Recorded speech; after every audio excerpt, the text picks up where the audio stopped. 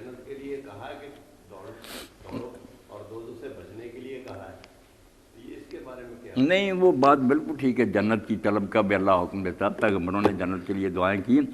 مگر کچھ لوگ ایسے ہی نا یہ نچلی سطح کے وہ بالکل اسی لیے کرتے ہیں کہ اللہ نے یہ انعام کا لالچ دیا، ورنہ اگر یہ نہ ہوتا تو شاید وہ اللہ کی بات نہ کہ ان کا ذکر کیا کہ جو صرف اس لالچ سے کرتے ہیں، ورنہ اللہ تعالیٰ کو وہ حقیقی معنی میں معبود نہیں سمجھتے، ان کا تو وہی معاملہ کہ سودا ہی کر رہے نا، جو بھی نیت ہے کہ اللہ خوش ہوگا تو جنت بھی دے گا، انعام ہوں گے، وہ بھی ہمیں ملنے، کوئی بات نہیں، اچھی بات۔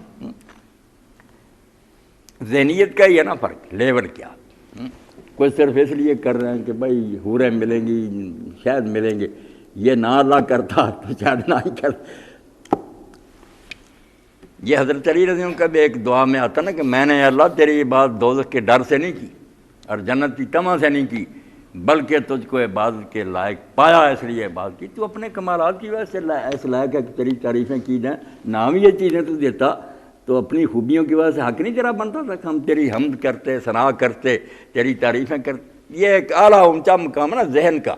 باقی وہ جنت دوزخ جو اللہ کی بہت اعلیٰ چیزیں ہیں جو اس نے بنائی ہیں، ان سے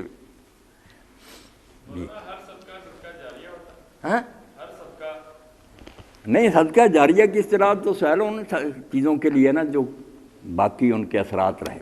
چلتا رہے۔ ایک آدمی کو آپ نے روٹی دی، کھا لی، ختم ہو گیا قصہ۔ اگر آپ نے کوئی کتاب لکھ دی یا کوئی سی ڈی اس طرح بنوا دی، وہ چلتی نہیں، لوگ وہ علم آگے سے آگے سیکھتے رہے، ہاں، یا کوئی عمارت یا اسپتال یا یتیم خانہ ایسا بنا دیا جو آپ کی موت کے بعد بھی قائم رہا اور صدیوں لوگ اس سے منتفع ہوتے رہے، ایسی چیزیں ہیں، یہ ہے صدقہ جاریہ، ایسا صدقہ جو چلتا رہتا۔